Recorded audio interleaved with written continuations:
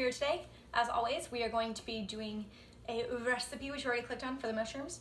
And basically I want to start incorporating more basics because it seems like I do all these recipes and people don't know how to do like a step of them. So we're going to get going on this easy mushroom recipe. Hey y'all, I'm Brienne and I'm obsessed with healthy, happy living and I just want to make it more accessible for everybody.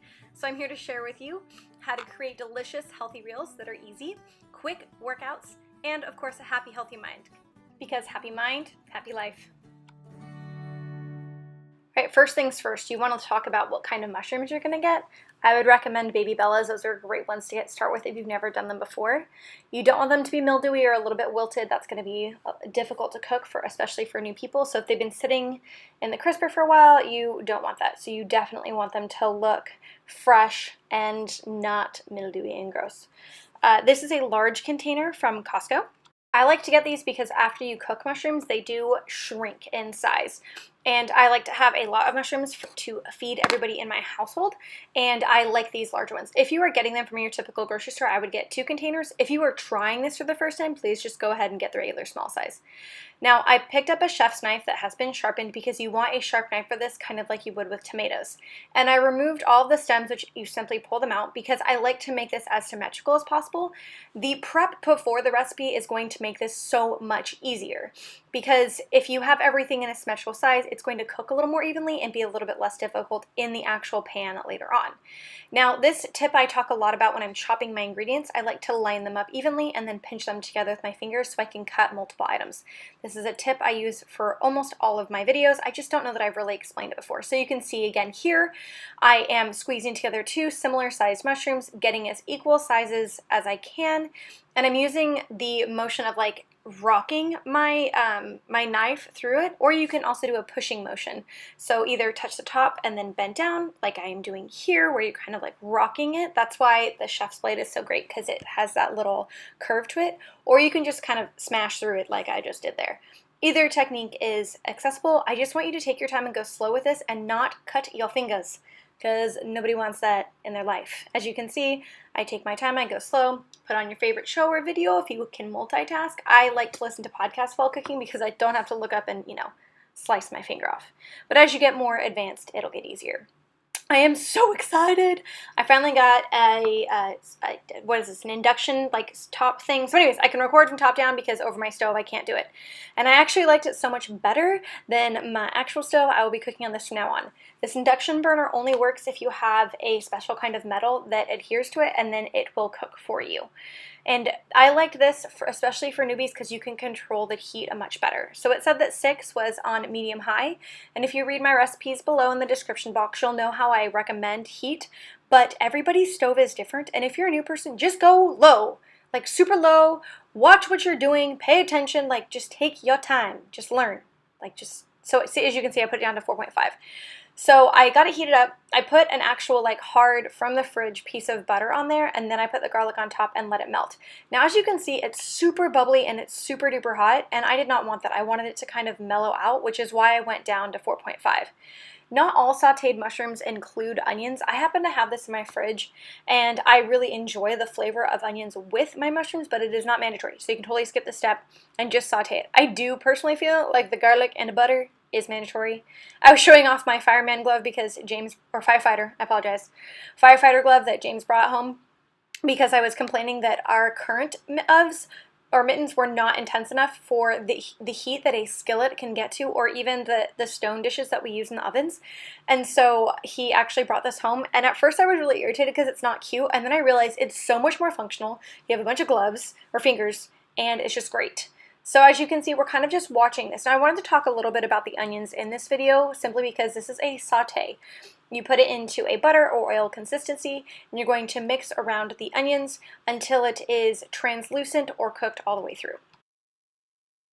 In the kitchen, I have to force myself, otherwise I will burn things, and this is on fast forward, so they do not cook this fast. I am wiping off countertops, I am texting people back, I am cleaning the stainless steel fridge or my stove, but I am not walking more than 3 feet away because I have nearly burnt my house down way too many times.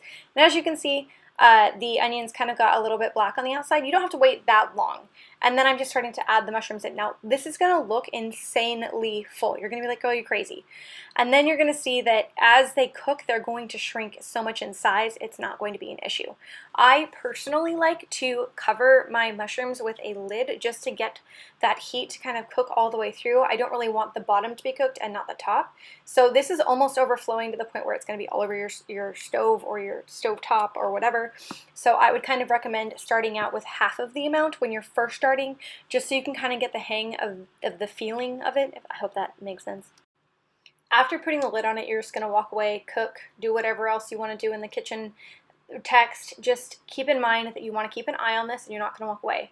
I did want to address the actual tools that I'm using in this because I feel like they're very helpful. I use wood because that's environmentally friendly and I don't want to cook any toxins or plastic into my food, but you can actually flip the mushrooms as you kind of saw here instead of just stirring them. It's a flipping motion. This is important because there's so much mushrooms in the pan, or so many mushrooms in the pan, that the bottom will cook and not the top. So if you flip them over, it's like ground beef or another item where you want to cook it halfway through, flip it over, and cook it in the other direction. You'll just recover that and then cook it down until they have shrank more, as we had talked about before. And then I chose to make this recipe dairy-free. So we're going to be using full-fat canned coconut milk, which is better for your gut health, for your brain, for your mind. And I used a reused salad jar from my Greek salad recipe to put the coconut milk into so I can shake up the water and coconut mixture. You can use heavy whipping cream as well, and all of the ingredients will be listed in the description box below. I use a 1/4 cup and I kind of just drizzle it in.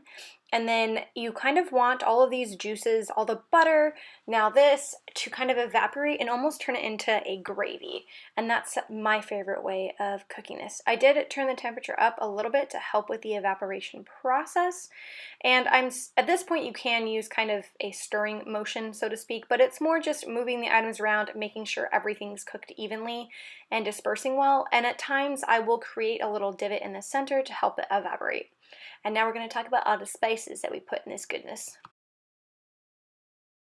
This particular one, we're going to keep it really basic. We're just going to use some salt. Do not use iodized salt. That's really bad for your health, and I can do a video on that if you're curious, or just check out my website where I talk about that. And it's mineral or sea salt, and then there's also Himalayan pink salt is something I commonly use.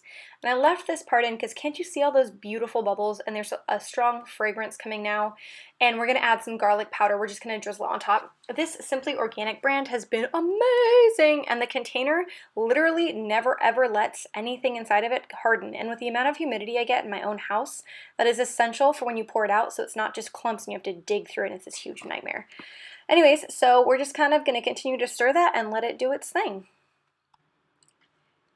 Now, if you're having issues with this sort of condensing down and becoming more of a gravy, you can always add arrowroot powder, which is something I like to do for a lot of my ingredients. It's kind of like what they use in soups and things like cornmeal or flour to help thicken up their items. And then since I can't have wine because I'm on keto, I'm actually using a white vinegar, which can mess with the flavor a little bit, so you would like to add a little bit of drops of stevia. And this is kind of based on your own personal preference and flavor as far as what you would like. I would start really, really light with this, maybe use like a tablespoon as your max, and then walk away from that. Arrowroot powder that I was discussing, I just buy it in bulk online, and I just added what is actually called a dash from this ingredient. It's not a tablespoon, it's not a teaspoon, it's literally called a dash, and I would just continue to do it as so. And that's how we will thicken it up. You just stir it in as much as you like. It is really, really high in starches or carbs, and so it's not a great idea to use in large amounts. Only in this setting would I even consider it, and in my hair for my dry shampoo. At this point, you're just going to let it cook and let it do its thing, kind of watch it as you go. The overall recipe took about 20 minutes, and this is the completed product. You can use this on so many different things. I've got a roast I'm going to try it on. I'm going to make it in my eggs. I enjoy it in my fettuccine alfredo recipes.